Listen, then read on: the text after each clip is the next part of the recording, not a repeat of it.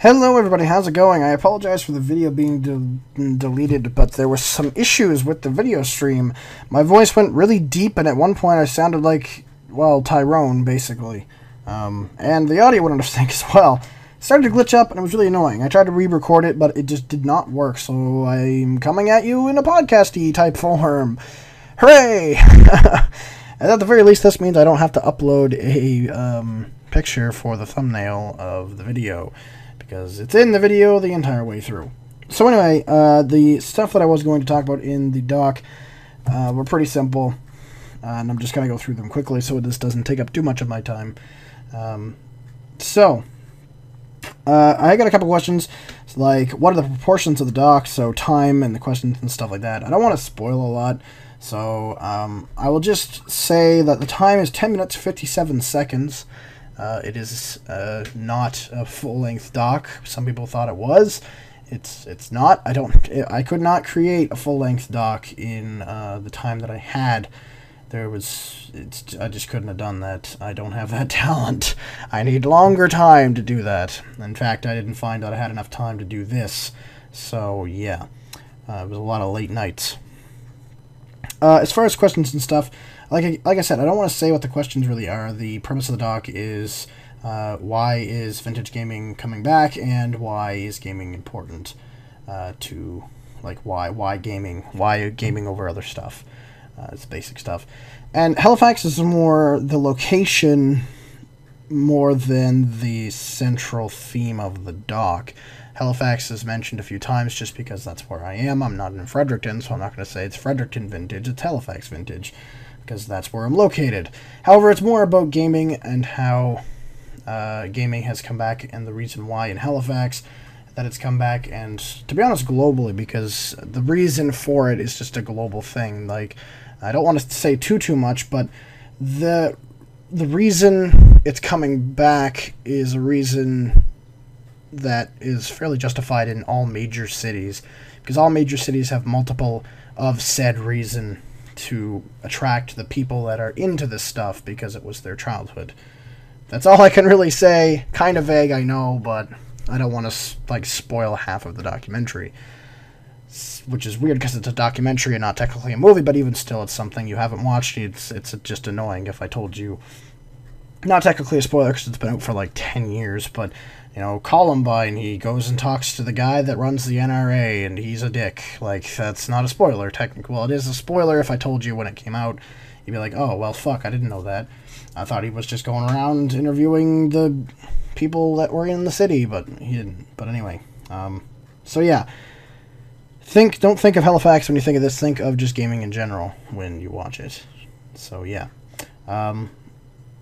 Also, on the Facebook post, bonus content. Whoopee! It's just Richard and the Cartridge Brothers interview, not John Payne's, because most of John Payne's interview is in the documentary. Plus, I have not rendered fully his interview out of my laptop, and my laptop is currently in a complete and total failure state.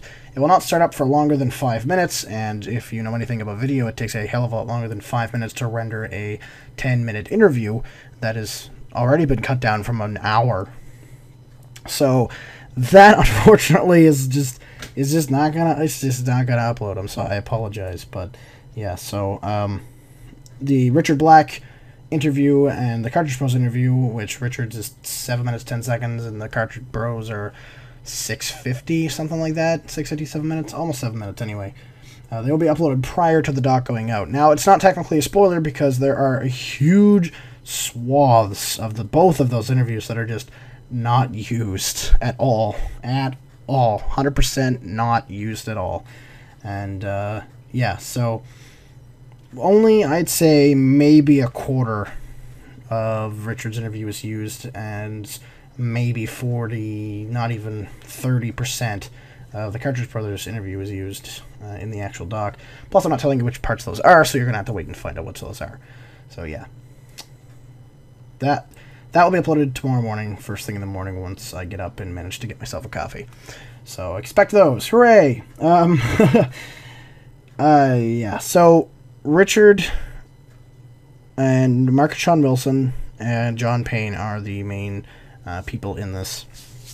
I will say this now: Mark and Sean Wilson, the Cartridge Brothers, have the most screen time in the documentary by a fair margin, but not too much, because the B-roll really covers up. They have the most talking screen time, that's for sure, next to me. So just, be prepared for a lot of that. And they're two great guys. I wish them luck in their YouTube endeavors, and if you get famous first, cross-promotion is great. I'd love to be cross-promoted. Wink, wink, nudge, nudge. If you get partnered with Rareware, or, again, I'll do the same for you if I get famous first. Whichever one of us gets famous first has to promote the other.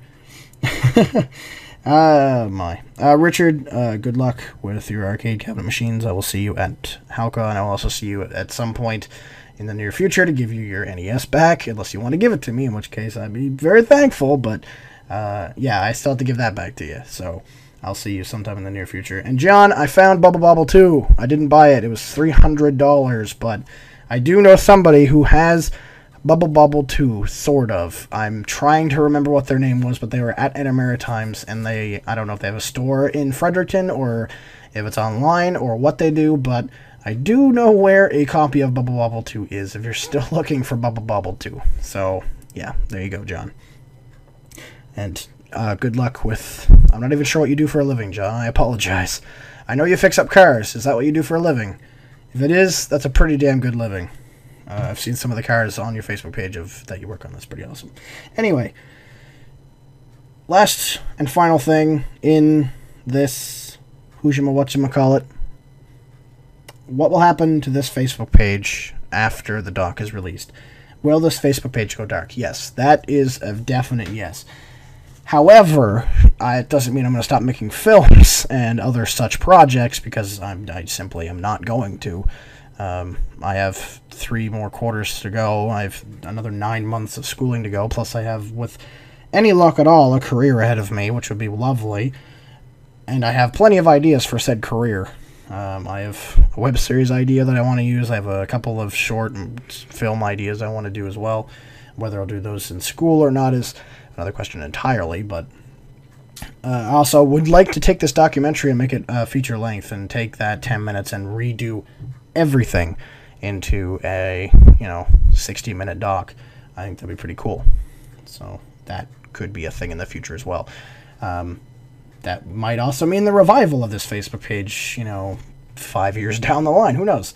But if you want to see more stuff out of me in the future, on the Facebook page and on this podcast on YouTube, there is a link to my Facebook page, and you can go to it and like it, and you can see everything that I make in the future is posted there. So, yeah. You just go like that page if you have any interest in me or whatever I'm going to be doing in the future. That's pretty much it for me, guys, until the doc. So thank you very much for watching. Thank you much for supporting. And in this case, thank you much for listening. I will see you eventually. Peace.